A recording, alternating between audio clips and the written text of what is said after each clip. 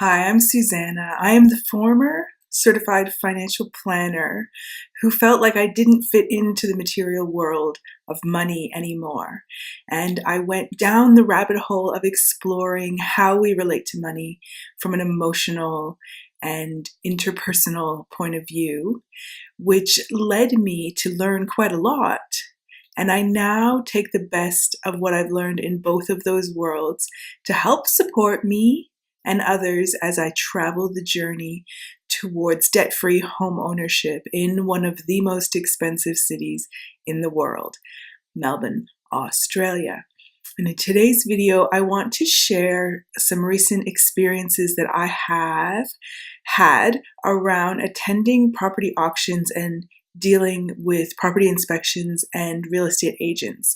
Now, I wanted to start by saying that I'm definitely not trying to attack any individual agents or say that what they are doing is wrong or, in some way illegal or special. I'm actually just really going to share one experience, but I want to share it as a way of generally saying this is something that I think is a little bit questionable in the way that the industry operates. So I am going to talk about deception from my perspective. I am going to talk about manipulation. I'm not having a go at this one particular agent. I don't think that they did anything illegal. If anything, I actually quite like this one agent. When I deal with them in the community, I find them very pleasant and very personal and personable. And I'm also not saying that anything that I'm saying should be true for you. I really want everyone who watches this, I want to encourage you to take this and use it to make your own decisions, your own informed decisions, particularly around the area of buying residential property at this point in time. I also wanted to say that I'm not an expert. I'm very much a layman when it comes to the laws around property and how they should be marketed and the auction process. I only know what I have experienced myself and some consumer research I've done on very basic publicly available websites. So I encourage you to make sure you do your own research, and if you need expert legal advice, seek it from someone who can provide that for you, because I am not that person. Okay, so I wanted to share this story of a particular property. Now, the reason I think that this one particular property, although it's not actually the kind of property that me and my partner are looking for at this point in time, it is very much an entry-level property. So it's, if you want a property where you can walk outside of your front door and be on the ground, if you can open up your back door and be on the ground, if you want, to not have houses stuck next to you on both sides or people living above you and below you, then this is very much, so you're not living in a unit, you're not living in an apartment, or a block of units, but you want to get an entry-level property. This is the kind of property that you would be looking at.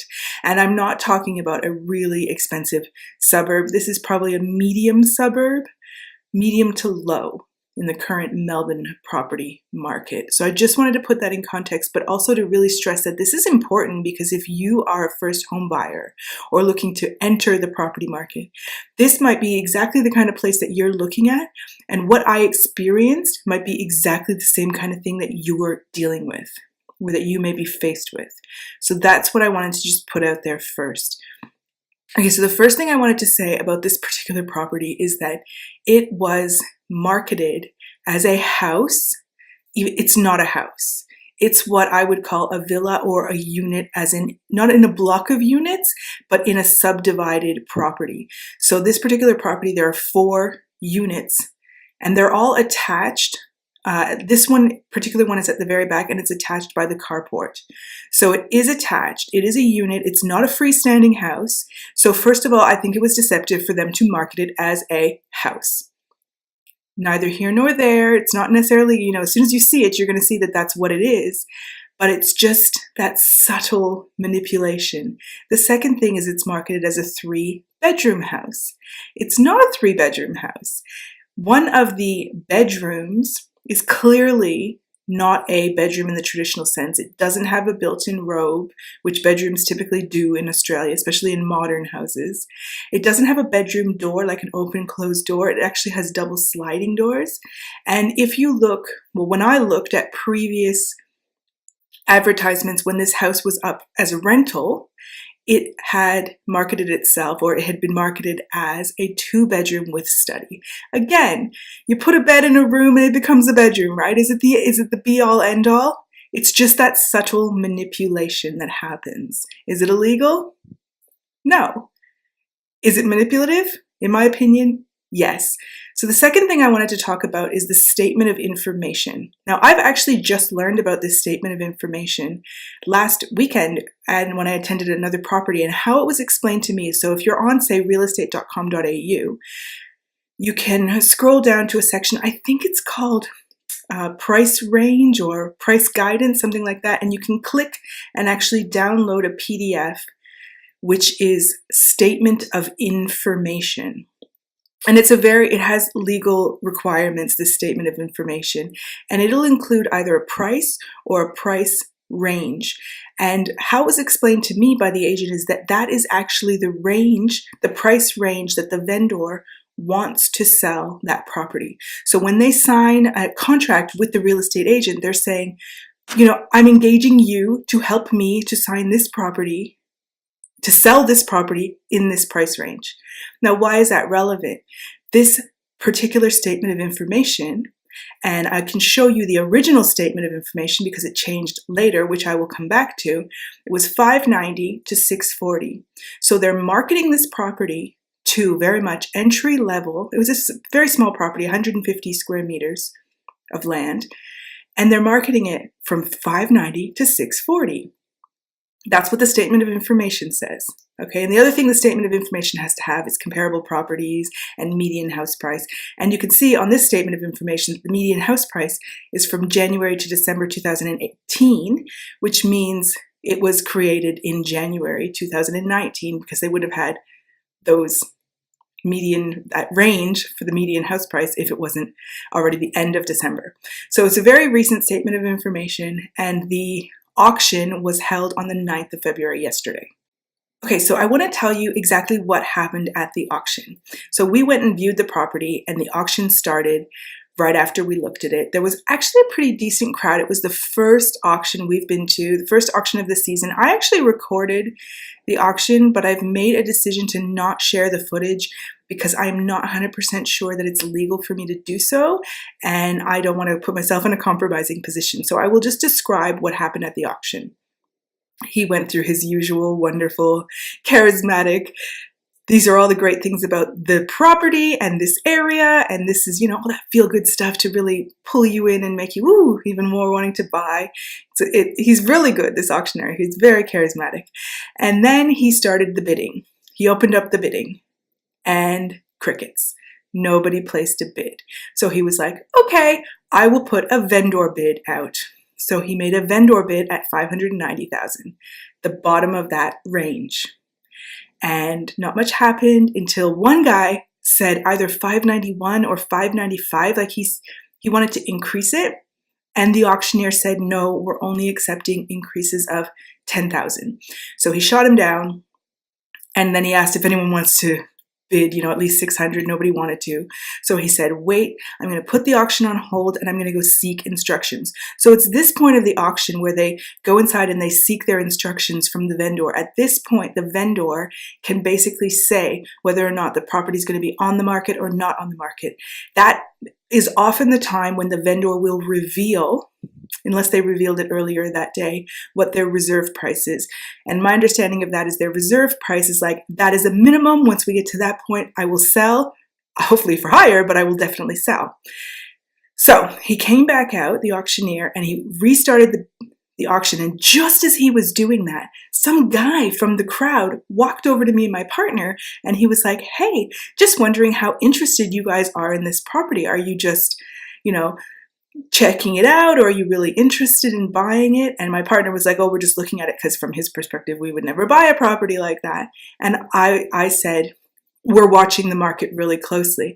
And then I said to the guy, what about you? And at that point, he turned around to me and he said, I'm the agent. And I was like, what? You're the agent? He's like, yes, I am the agent. I was like, and my partner was like, well, undercover? Because he was wearing plain clothes. He was standing in the crowd. You would never know that he was the agent if he didn't just tell us that. So that was pretty interesting. So then while this is happening, the auctioneer has restarted the auction and he's gone ahead and put in another vendor bid at 640,000, which is at the very top of that range. So there were crickets at 590, crickets at 600. Now he's put it up to 640. And then it was like this quick, super quick blur. And then he was like, going once, second call, third and final call, all done, all finished, no more bidding. And then boom, done, passed in at 640. Actually, it was passed in with no bids because there were no legitimate bids that were made and accepted. But for the sake of argument, it was passed in at 640. Now, this is where things get interesting. And this is where I'm like, wow, because if you don't go and watch the auction and actually see what happens, you wouldn't know any of this. So what happened next was later that day, we were looking at the listing again, and I clicked on the and it said 630 to 690. So suddenly the indicative price range has just jumped 40 grand jump.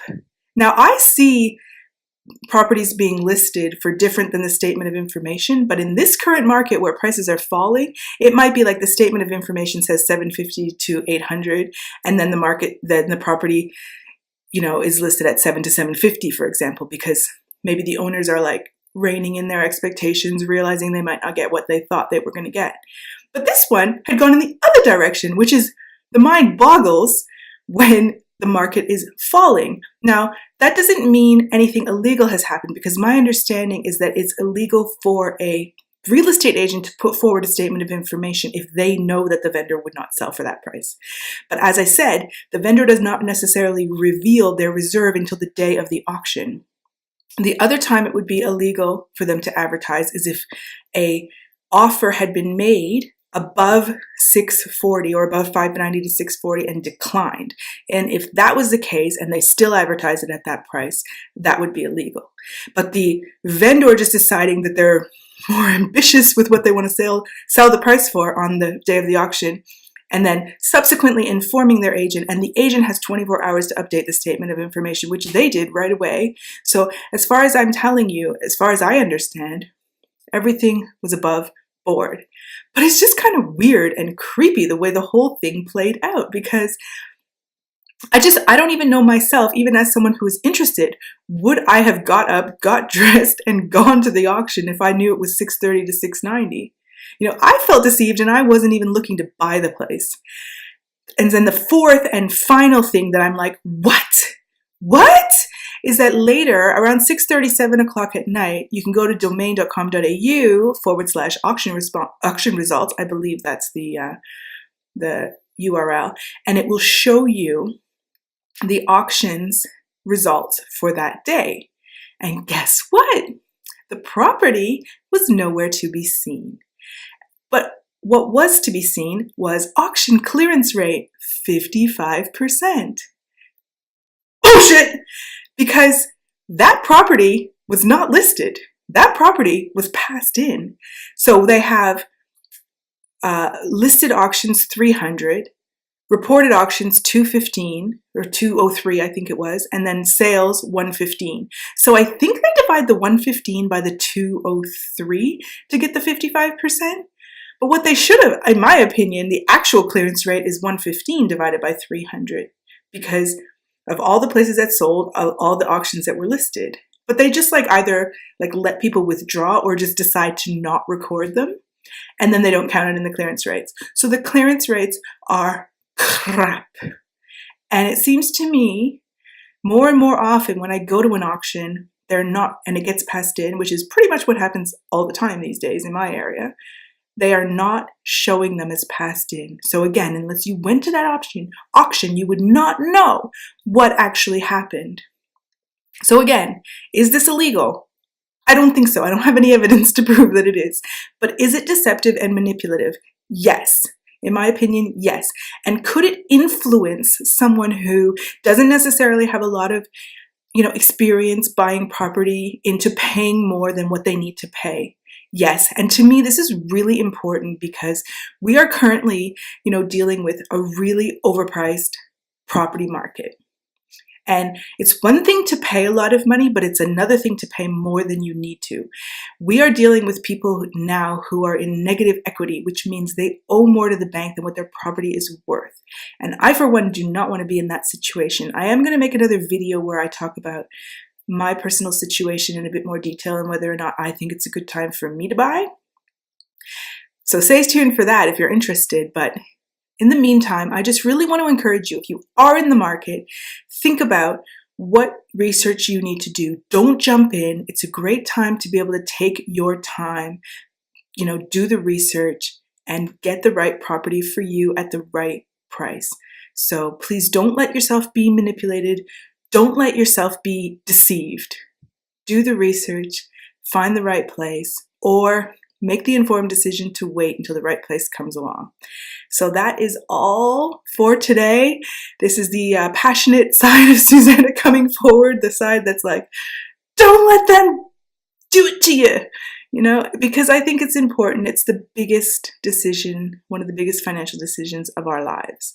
So didn't want to depress you. There's still a lot of good in the world, and I hope you go out and find it and make it for yourself. So until next time, keep popping.